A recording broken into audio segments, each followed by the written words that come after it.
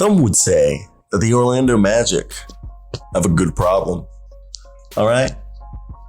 That the problem that they have is that they have too many guards and too many good guards, or guards that have potential.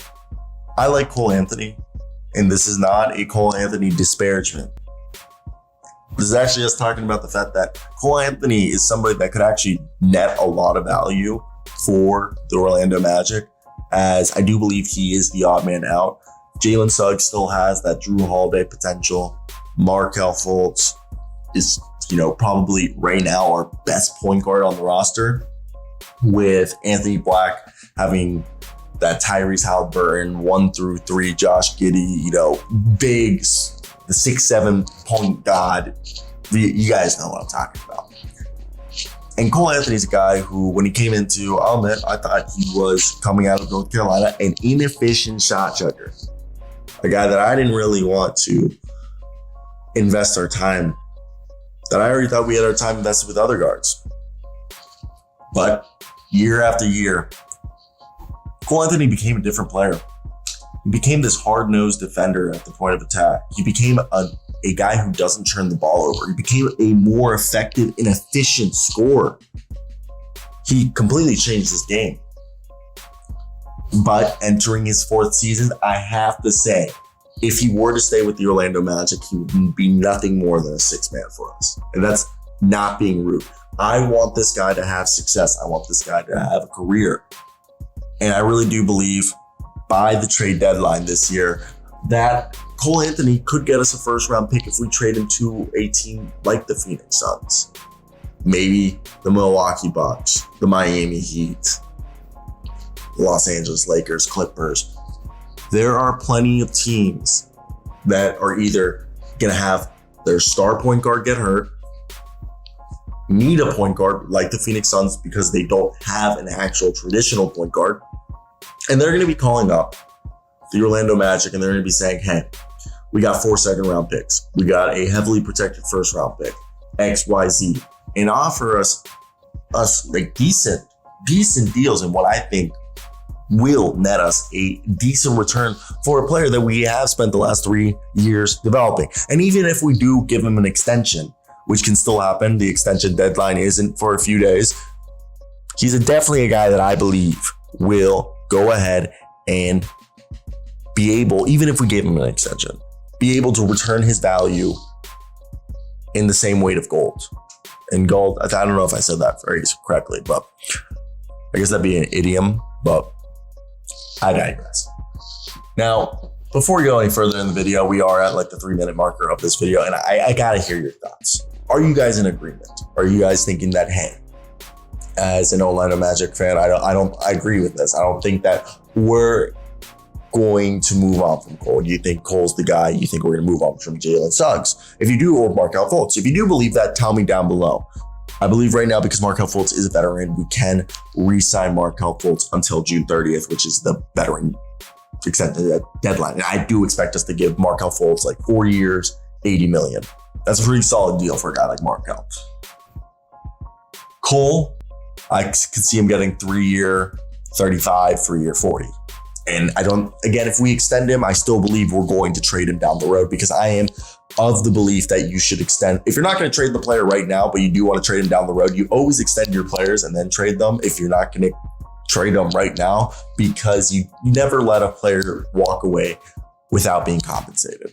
This isn't the NFL where you get compensatory picks, okay? And I'm a firm believer that you gotta get back what you invested, regardless of however the player turns out. Now, when we look at Jalen Suggs, I think personally, silver lining, you look at it, he's a really good defender at this point. He's shown the passing chops. The scoring / shooting touch isn't there yet. Have we seen flashes of it? Of course. I mean, if you can look anything like he did during that championship run where he hit that buzzer beater right in UCLA's face, I'm cool with it. But seriously, the guy does have Jrue Holiday potential to be like that guy who can guard 1-3, almost 6'5", big boy. He's kind of like what you want at the point guard position. And he's kind of perfect if Anthony Black works out. You have the idea that Anthony Black, Jalen Suggs, Franz Wagner, Paulo Banchero, Wendell Carter could be your 5 guys right there if that's what you want. I also think Anthony Black's kind of like our, you guys know we're moving on from Chuma Okeke. We have been. Also another guy, like they wanted Gary Harris to be the vet in the room, but Gary Harris is supposed to be a guy that we do look to move. We are looking to move at some point close to the deadline, while also that Chuma Okeke is someone that we're done with. We're moving on. We've given up on that. It seems like I haven't given up on Chuma though. That's maybe for another time. Well, with Markelle Fultz is one of the best defenders in the league right now. Markelle Fultz is one of the best finishers at the rim. Like, if you pull up the stats, I think he's like 55%, almost 60% finishing at the rim, like within 5 feet. It's absurd. And he's starting to get better at drawing the fouls now. The other thing with the ability to finish so well at the rim, what does that do?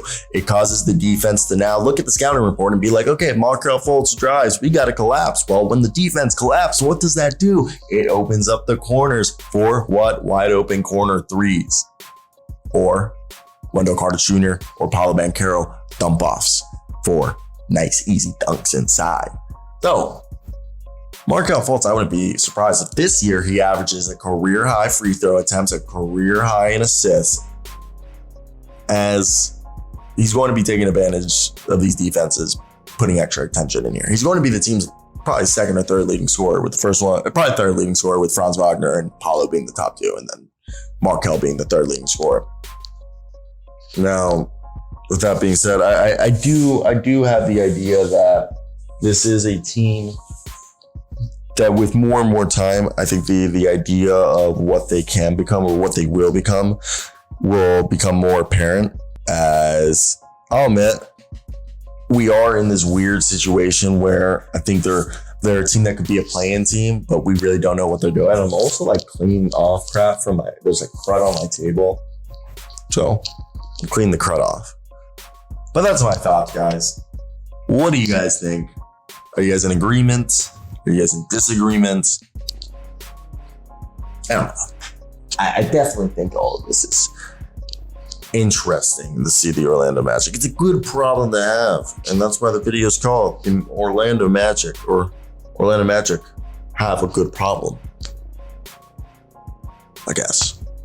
But I'm going to go. I got to finish installing Windows onto 2 computers I built, and I've been having this problem all goddamn morning. I do kind of want to give up at a point, but like we're not. We're gonna fight through this. But we're done. Have a good one, guys. Bye.